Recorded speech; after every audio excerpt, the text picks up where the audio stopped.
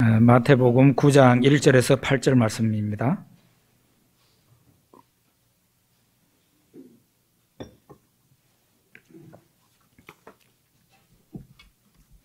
마태복음 9장 1절에서 8절까지 말씀 같이 읽어보겠습니다. 예수께서 배에 오르사 건너가 본 동네에 이르시니 침상에 누운 중풍병자를 사람들이 데리고 오거늘 예수께서 그들의 믿음을 보시고 중풍병자에게 이르시되 작은 자야 안심하라 네 죄 사함을 받았느니라. 어떤 서기관들이 속으로 이르되 이 사람이 신성을 못 오가도다. 예수께서 그 생각을 아시고 이르시되 너희가 어찌하여 마음에 악한 생각을 하느냐. 네 죄 사함을 받았느니라 하는 말과 일어나 걸어가라 하는 말 중에 어느 것이 쉽겠느냐. 그러나 인자가 세상에서 죄를 사하는 권능이 있는 줄을 너희로 알게 하려 하노라 하시고 중풍병자에게 말씀하시되 일어나 네 침상을 가지고 집으로 가라 하시니 그가 일어나 집으로 돌아가거늘 무리가 보고 두려워하며 이런 권능을 사람에게 주신 하나님께 영광을 돌리니라. 아멘.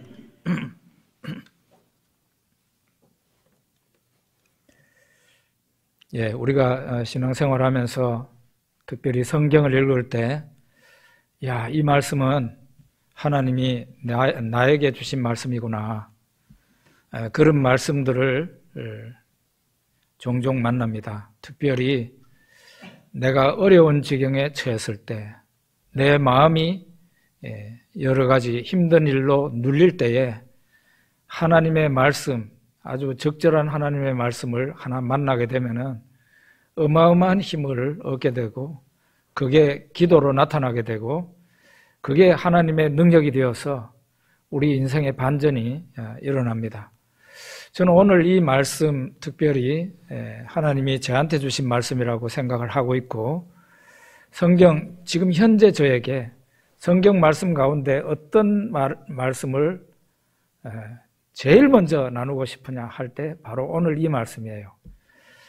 특별히 이 말씀의 제일 마지막에 이런 권능을 사람에게 주신 하나님께 영광을 돌리니라 하는 그 말씀입니다.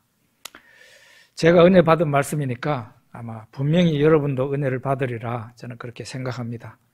성경을 넘어가지 않고 성경에 있는 그대로 설교하겠습니다. 예수님이 30년 동안은 갈릴리 나사렛에서 사셨습니다. 그리고 30세쯤 되었을 때 공생애 3년을 보내기 위해서 예수님 가정이 이사를 합니다.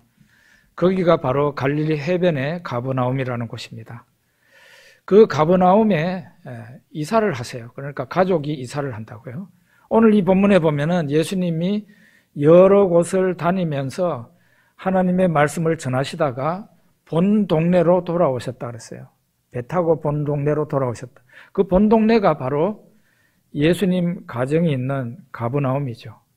가버나움으로 돌아오셨고 그 가버나움에서 집에 계신다는 소문이 예수님이 집에 계신다는 소문이 사람들한테 들리니까 사람들이 예수님 만나러 어마어마한 사람들이 몰려들었습니다.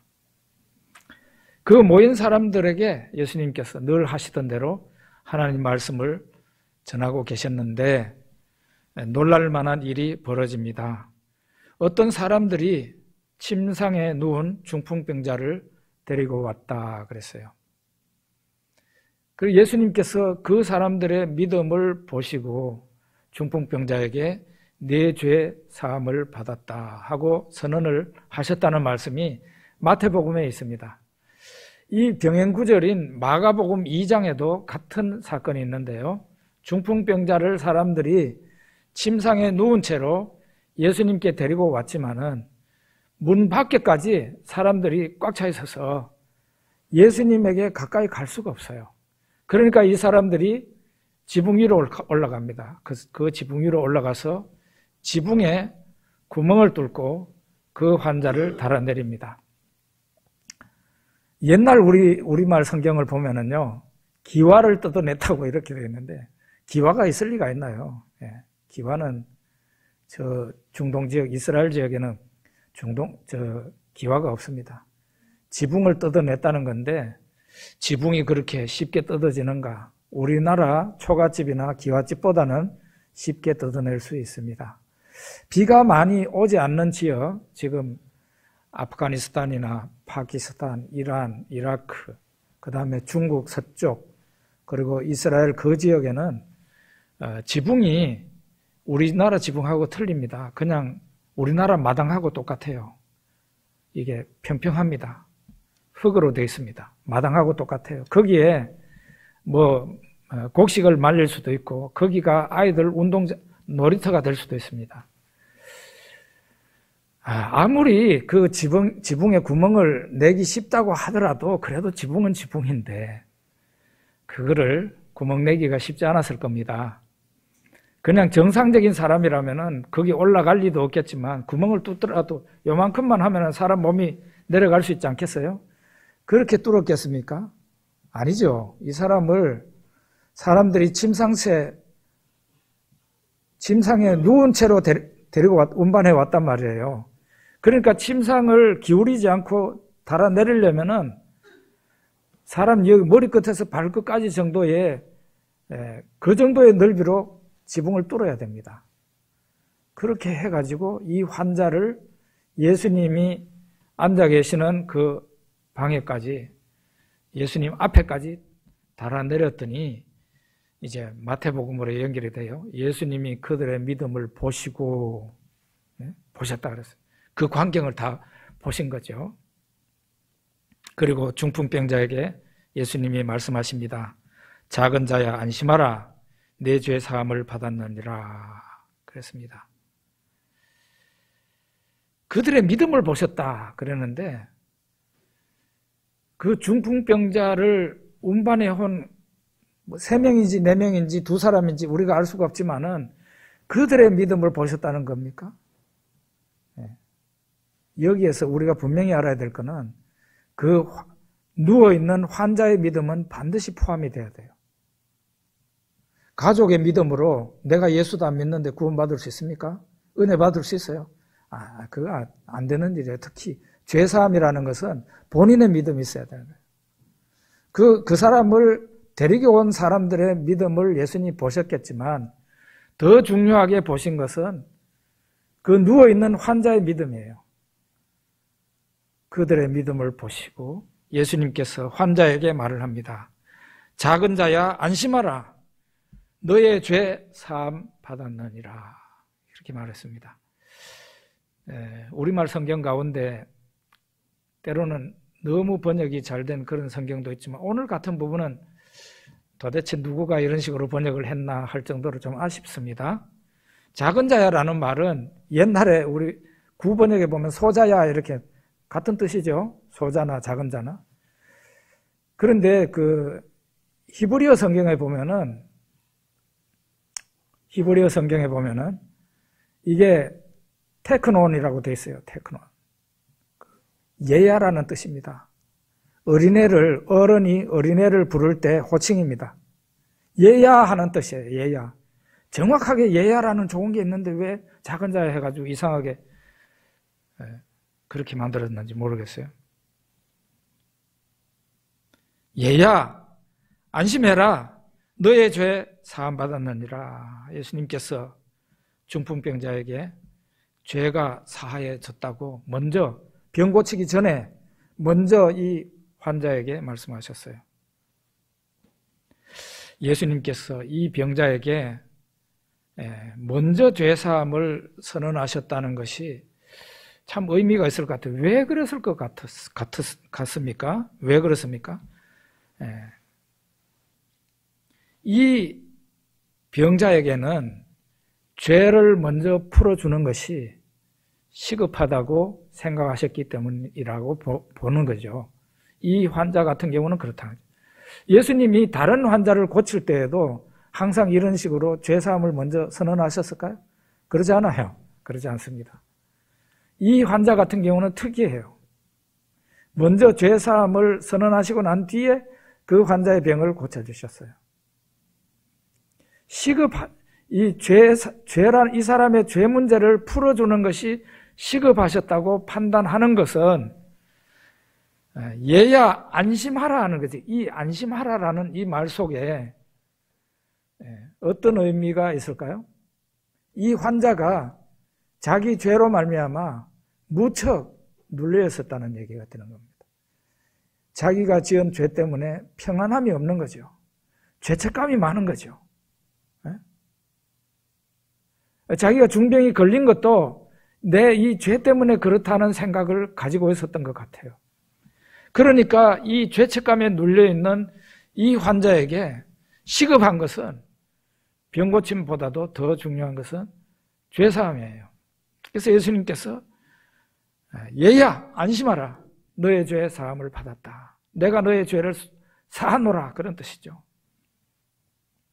예수님이 이렇게 죄사함을 먼저 선언하시고 난 후에 그의 병을 고쳐주셨습니다. 제가 예전에 암투병 할 때 신유집회에 갔을 때 어떤 사람이 저한테 충고를 했어요. 믿음이 있어야 병고침을 받습니다.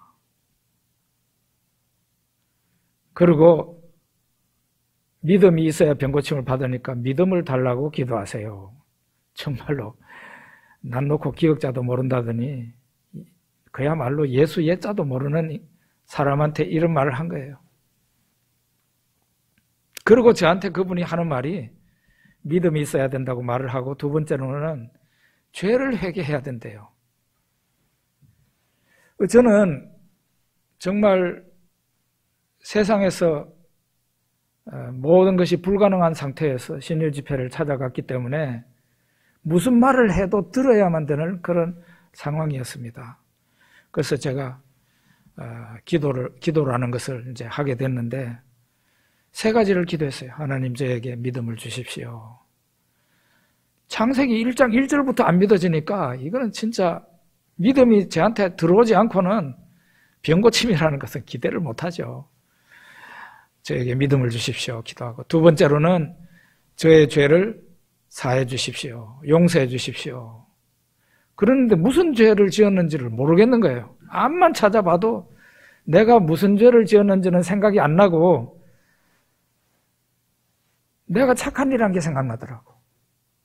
심지어는 초등학교 때 내가 내 친구한테 착한 일 한 게 그때 생각이 나더라고요. 여러분 진실입니다. 내 죄를 찾아내야 될 그런 상황인데 내가 초등학교 때 내 친구한테 했던 착한 일이 생각나서 그러니까 하나님 저의 죄를 용서해 주세요 하는 그 기도가 참 저한테는 어려운 기도죠.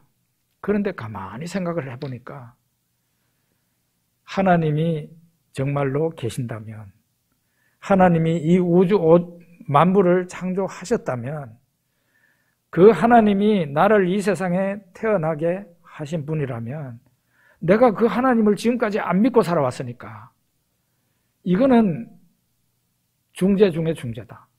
그렇게 생각. 하나님이 계신다는 게 아닙니다. 계신다면이에요. 아직 그런 걸 믿는 사람이 아니에요.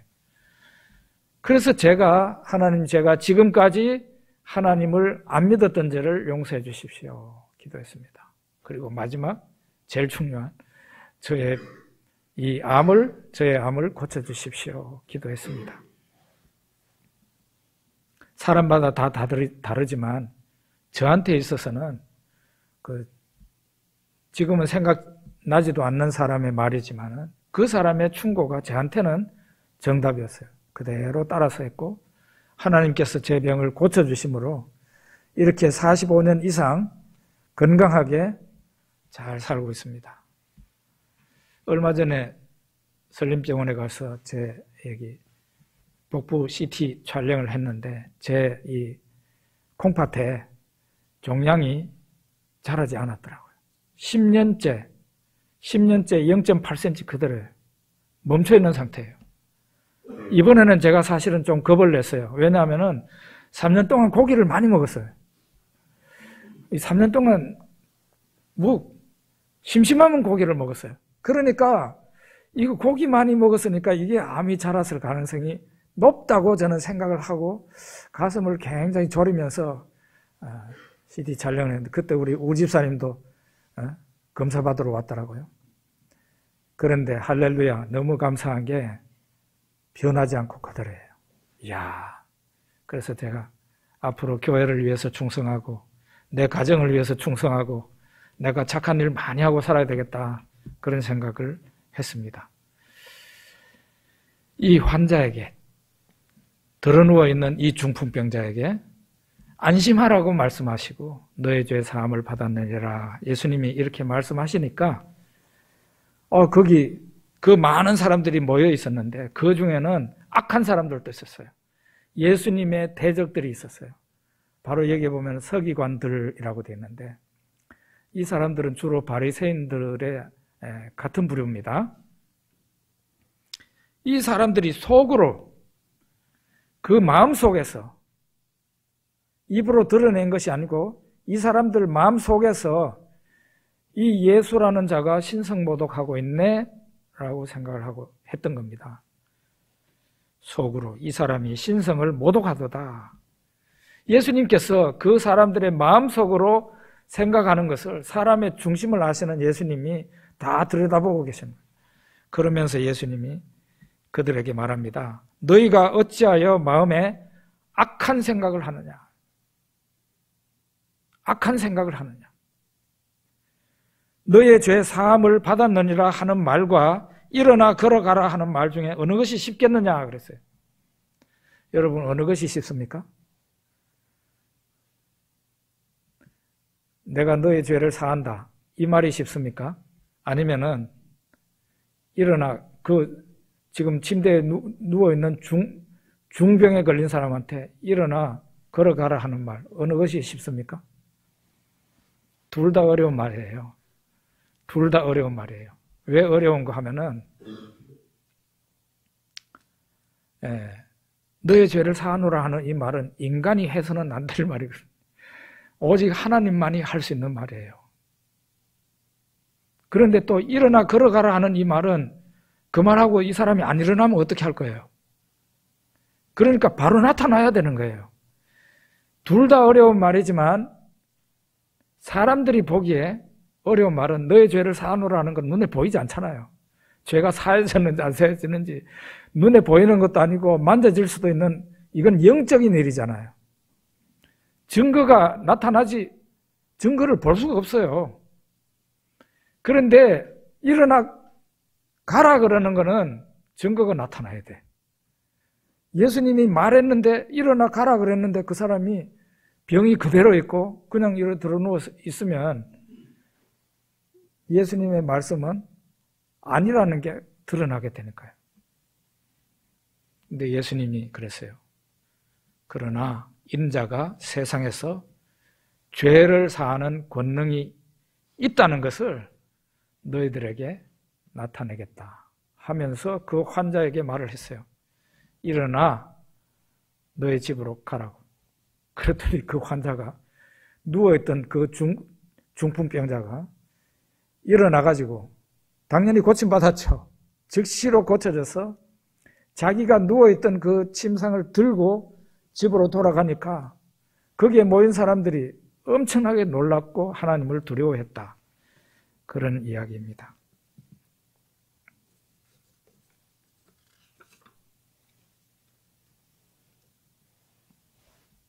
그런데 오늘 진짜 설교하고 싶은 내용이 지금부터예요. 8절 말씀이에요. 8절 말씀. 무리가 보고 두려워하며 이런 권능을 사람에게 주신 하나님께 영광을 돌리니라. 무리가 보고 두려워했다. 무리가 보고 두려워했다.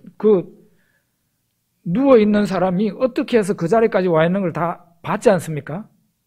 거기 집에 모여있는 사람은 다 봤단 말이에요. 완전히 중환병에 걸린 사람이에요. 자기 혼자서 걸어온 사람이 아닙니다. 사람들이 침상에 누워있는 그를 운반해 가지고 온 거예요. 그것도 예수님 앞에 오기까지 지붕을 뚫고 내린 그런 희한한 광경을 모든 사람들이 다 봤는데 그 드러누워 있는 사람한테 예수님이 명령했어요. 일어나 집으로 가라고. 그러니까 그 사람이 누워있던 자리에서 일어나가지고 자기가 누워있던 그 침상을 들고 집으로 갔어요. 그러니까 사람들이 두려워했다는 거죠.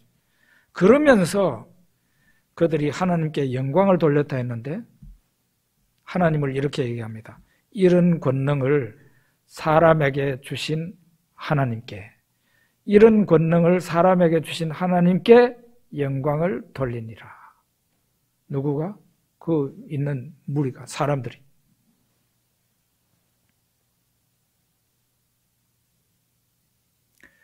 먼저 이런 권능이라는 게 뭔지 한번 생각해 볼 필요가 있겠습니다. 이런 권능이 어떤 권능이에요? 지금 그 모여든 사람들이 본 거예요. 예수님이 하신 말씀을 그들이 들었습니다. 일어나 너희 집으로 가라 하는 그 말을 들었단 말이에요. 예수님이 그 말 한마디 하니까 그 말대로 그 사람의 병이 고쳐지고 그 사람이 누워있던 침상을 들고 집으로 가는 그런 현상이에요. 그게 바로 이런 권능이에요. 사람들의 눈앞에서 한 번도 보지 못했던 놀라운 광경을 그들이 보게 되고 놀라운 권능을 그들이 보게 된 겁니다. 그 다음 중요한 것이 이런 권능을 사람에게 주셨다. 사람에게 주신 하나님께 영광을 돌렸다. 이런 권능을 사람에게 주셨다 그랬어요. 우리는 이 사람에게라는 이 말은 예수님에게 주셨다는 말인가? 이렇게 우리가 생각을 해볼 수 있어요. 이런 권능을 예수님에게 주신 하나님께 영광을 돌렸다. 이런 뜻입니까? 그렇게 보기 쉽죠. 그런데 그게 아니에요.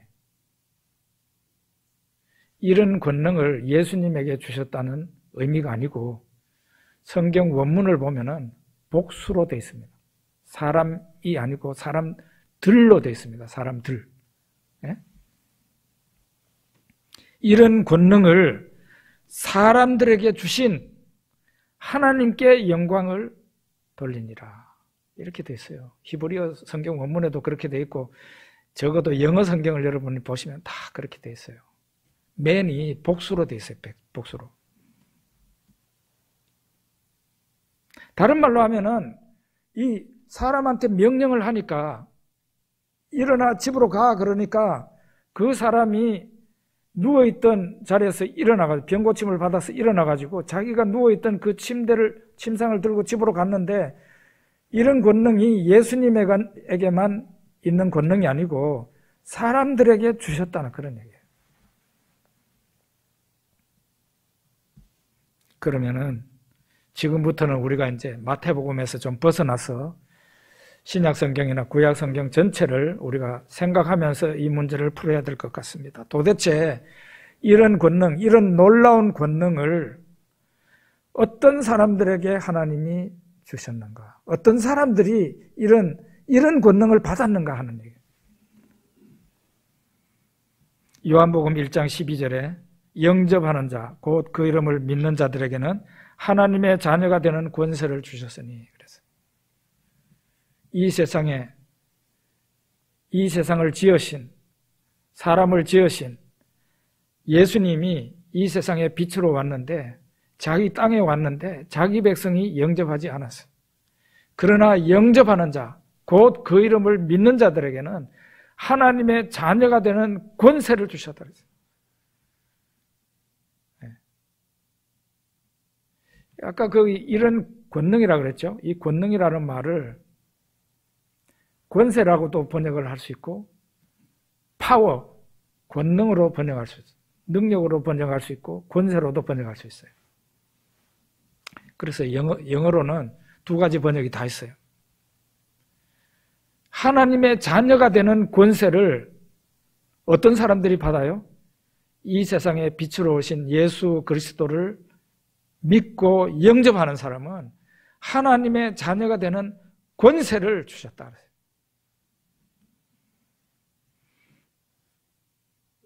그러니까 이런 권능은 하나님 자녀에게 주신 권능이에요. 하나님의 자녀 예수를 믿게 되면 어떤 일이 일어나요? 그 사람이 예수 바깥에 있었던 사람인데 예수 안에 있게 돼요. 그리스도 예수 안에 있는 자가 된다고요. 예수를 믿으면. 이거는 이방신을 믿는 것도 마찬가지예요. 사람이 결혼하는 거하고 비슷합니다. 결혼하기 전에는 남녀가 남남이에요. 그런데 결혼하게 되면 한 몸이 되죠. 한 몸이. 어떤 신을 믿는다는 것은 내가 그 신과 하나가 된다는 의미가 있는 거예요. 내가 그 신 안에 들어간다는 의미가 있는 거예요. 우리가 예수 그리스도를 믿게 되면은 예수 안에 내가 들어가는 거예요. 내 영혼이. 이것이 바로 사도 바울이 말하려고 하는 핵심입니다. 사도 바울이 늘 얘기하면서 그리스도 예수 안에서, 예수 그리스도 안에서, 주 안에서, 그리스도 안에서 계속 말하는 게 그리스도 예수 안에서. 그리스도 예수 안에 있는 사람은 예수님을 믿는 사람인데 그리스도 예수 안에 있는 사람은 예수님의 것이 다 전부 그 사람의 것이 됩니다. 심지어는 예수님의 고난이 예수 안에 있는 사람의 것이 됩니다. 성경에서 그렇게 말하고 있어요. 로마서 8장에. 예수님의 고난은 예수님의 고난으로 그치는 게 아니고 예수 안에 있는 사람의 고난이 됩니다. 그래서 여러분과 제가 예수 믿으면서 핍박받는 거예요. 예수님의 고난이 예수 안에 있는 사람의 것이 됨과 동시에 예수님의 십자가 죽음도 예수 안에 있는 사람의 것이 됩니다. 우리가 갈라디아서 2장에 늘 외우고 있잖아요. 내가 그리스도와 함께 십자가에 못 박혔나니. 왜 우리가 예수님과 함께 십자가에 못 박힌 거예요? 내가 예수 안에 있으니까 그렇게 된 거죠. 예수님의 죽음이 내 죽음이 된 거예요. 그리고 예수님의 부활도 예수 안에 있는 사람의 부활이 됩니다. 에베소서 2장에 예수와 함께 일으키심을 받았다. 예수와 함께 일으켜졌다고 그랬어요. 에베소서 2장에. 예수님의 부활이 예수 안에 있는 나의 부활이 된 거예요. 그리고 에베소서 2장에는 거기에서 그치는 게 아니고 예수와 함께 하늘에 앉히셨다 그랬어요.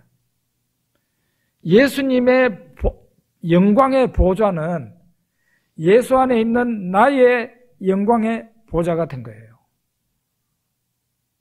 전부 다 예수님과 일치가 되는 거예요. 예수님의 것이 다 내 것이 되는 거예요.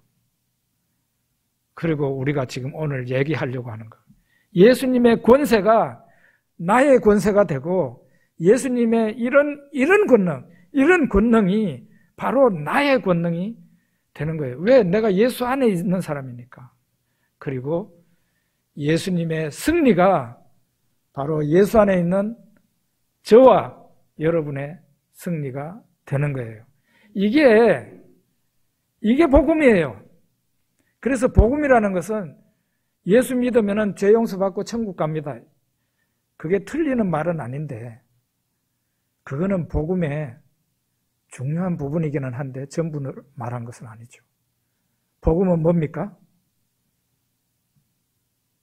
물론 그런 것이 있어야 되지만 죄 용서받고 천국 가는 게 복음의 내용 가운데 핵심이지만 예수를 믿게 되면 우리는 예수 안에 있는 자가 되고 예수님에게 있는 모든 것이 바로 나의 것으로 하나님이 주셨다는 거예요. 그래서 이런 권능을 사람들에게 주신 하나님께 영광을 돌렸다 그랬는데 그 사람들은 어떤 사람들인가요? 예수 안에 있는 자라는 거예요.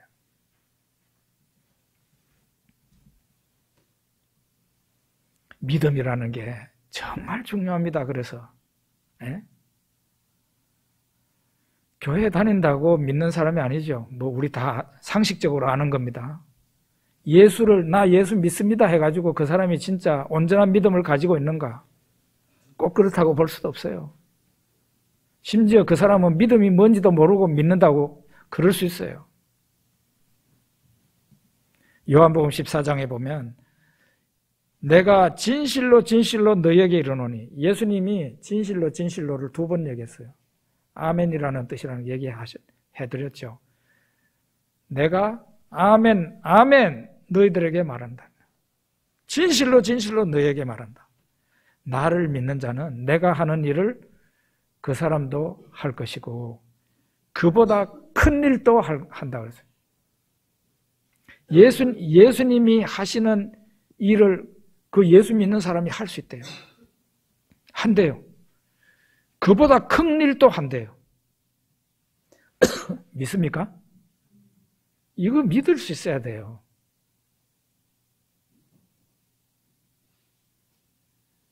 예수님이 진실로 진실로 2번이나 얘기했어요. 이거는 꼭 믿어야 된다는 거죠. 예수님을 믿는 사람은 예수님이 하신 일을 그 믿는 사람도 할 수 있다는 거예요. 그리고 이보다 더 큰 것도 한다는 거죠. 그리고 너희가 내 이름으로 무엇을 구하든지 내가 행하리니 그랬어요. 무엇을 구하든지 이거는 한계가 없어요, 여러분. 그저 작은 일이면 작은 일, 큰 일이면 큰 일, 한계가 없어요. 이사야가 아하스 왕에게 너는 하나님에게 징조를 구하라 그래. 깊은 데서든지 높은 데서든지 네 구하고 싶은 대로 구해라. 하나님이 살아계심을 보여줄 테니까 징조를 구해 그래.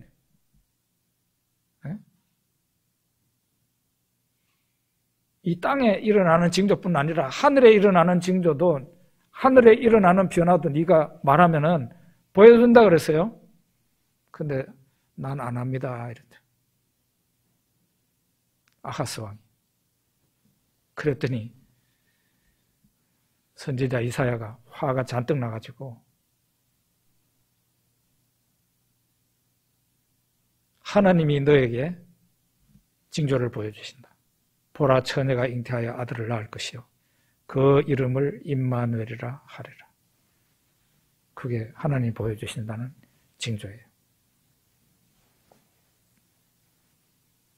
예수님이 마태복음 21장에 예루살렘에 가셨어요.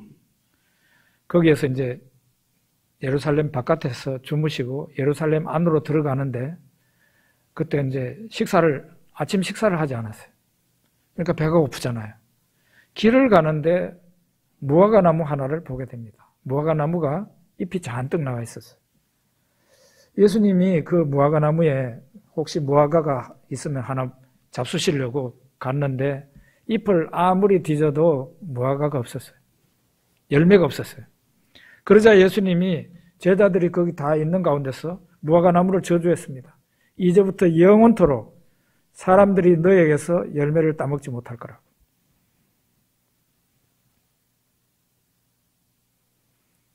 그러고는 지나갔습니다.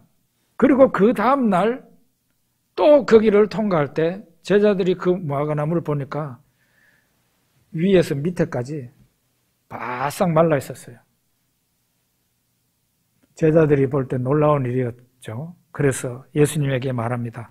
무화과 나무가 어찌하여 곧 즉시 말랐습니까? 이렇게 물었어요. 그러니까 예수님이 대답합니다. 내가 진실로 너희들에게 말한다. 만일 너희가 믿음이 있고 의심하지 아니하면 이 무화과 나무에게 된 이런 일만 할 뿐 아니라 이 산들어 들려 바다에 던져지라 하여도 될 것이라 그랬어요. 너희가 기도할 때에 무엇이든지 믿고 구하는 것은 다 받으리라 그랬어요.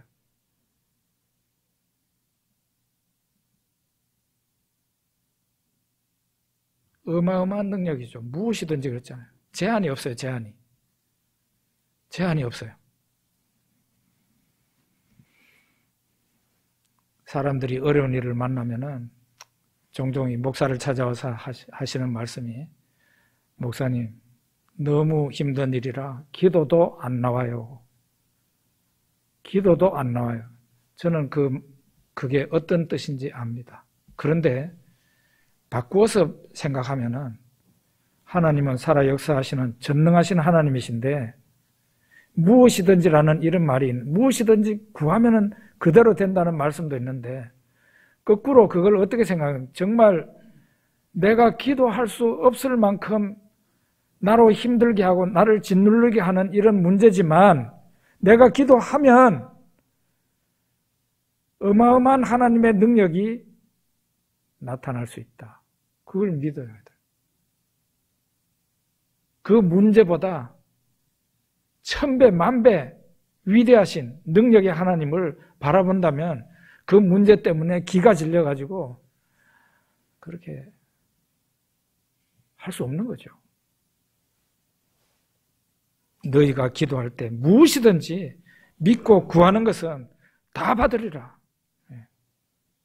작은 데서만 구하는 게 아니라 정말 나로 하여금 좌절하게 하고 낙심하게 하고 야 이제 나는 죽었네 하는 그런 문제를 구하라 이 말이에요. 시시한 거 구하지 말고. 생각만 해도 나는 이제 죽었구나 하는 그런 문제를 하나님께 구하라 이 말이에요. 베드로는 이런 권능, 이런 놀라운 권능을 베드로는 행사한 사람입니다. 우리 여기 현수막에 걸어놓고 늘 보고 있는 말씀인데 사도행전 3장 6절 말씀. 어느 날 베드로와 요한이 성전에 기도하러 올라가는데 성전 미문에 가면은 꼭 만나는 사람이 있습니다. 구걸하는 사람. 그 사람은 사도행전 3장에 보면은 나이가 한 40살 됐는데 한 번도 태어나서 한 번도 일어나 보지 못한 사람이에요. 그래서 사람들이 거기다가 갖다 놓으면은 그 사람이 늘 앉아있는 사람이니까. 성전에 들어가는 사람들한테 구걸을 한 거죠. 그날도 베드로와 요한을 쳐다보면서 구걸을 하는데 베드로가 이런 자기에게 주신 하나님이 주신 능력, 예수님이 주신 능력을 사용합니다. 은과 금은 내게 없거니와 내게 있는 이것을 너에게 주노니 나사렛 예수 그리스도의 이름으로 일어나 걸으라 이랬단 말이에요. 은과 금 내한테 없어. 돈 없어. 그런데 내한테 있는 게 있거든. 내한테 있는 이것을 너한테 준다 그랬어요. 이것이 뭐예요? 이런 권능이에요. 이런 권능. 예수 이름으로 능력을 행하는 것. 그겁니다. 나사렛 예수 그리스도의 이름으로 일어나 걸으라 하니까 그러면서 오른손을 잡아 일으켰다 그랬어요. 그러니까 그 사람의 발과 발목이 곧 힘을 얻고 뛰어서서 걸으며 그들과 함께 성전으로 들어가면서 걷기도 하며 뛰기도 하며 하나님을 찬송했다 그랬어요. 이 일로 인해 가지고 그걸 본 사람들이 수천 명이 예루살렘에서 예수님께로 돌아오는 일이 일어났습니다. 사도행전 3장에 보면 예수 믿는 자는 하나님의 자녀예요. 예수 믿으면 하나님의 자녀가 되는 권세를 얻어요. 성경에서는 또 달리 얘기를 하는데 예수 믿는 사람은 예수 안에 있는 자가 돼요. 예수 안에. 예수 안에 있는 사람에게 어떤 일이 일어나느냐. 하나님이 예수님에게 주신 그 모든 것들이 그 사람의 예수 안에 있는 사람의 것이 돼요. 심지어는 고난도, 죽음도, 부활도, 영광도, 그리고 예수님의 권세와 예수님의 파워도 그 사람의 것이 되는 거예요. 예수 안에 있는 사람의 것이 됩니다. 여러분과 제가, 여러분 믿을 수 있을지 모르지만 여러분과 제가 어마어마한 권세와 능력을 받은 사람들이에요. 그런데 왜 우리는 안 받았는 것처럼 그렇게 생각하고 살아갑니까? 왜 얼굴이 풀이 푹 죽어 있습니까? 누구가 돌아가신 것처럼. 왜 그 눈에 총기가 사라졌습니까? 초롱초롱해야죠. 예수 믿는 사람이. 예수 믿는 사람이 왜 웃음이 없어지고 왜 항상 화난 것처럼 그렇게 살아갑니까? 예수 안에 있는 자에게는 예수님의 것이 예수님 안에 있는 사람의 것이에요. 예수님의 능력과 권세가 예수 안에 있는 여러분과 저에게 주어진 권세예요. 우리는 예수님의 이름을 내걸고 이런 권세를 하는 거죠. 원래부터 우리에게 있었던 권세와 능력이 아니고 우리에게 위탁된, 위임된 권세와 능력이기 때문에 원래는 예수님의 권세와 능력이에요. 그런데 그것을 하나님이 우리에게 예수 이름으로 사용하도록 한 거죠. 우리 은행 카드가 있습니다. 은행 카드를 그 주인이 가지고 가가지고 뽑아 쓸 수도 있지만 그 아버지와 어머니가 가지고 있는 그 카드를 자식한테 아버지와 어머니가 줍니다. 이거 은행에 가서 찾으라고. 그러면 자녀가 그걸 내 카드를 가지고 가가지고 비밀번호 입력시키고 그렇게 하면 돈이 나오잖아요. 똑같은 원리예요. 예수의 권세가 내 권세가 되고 예수의 능력이 나의 권세와 능력이 되는 거예요.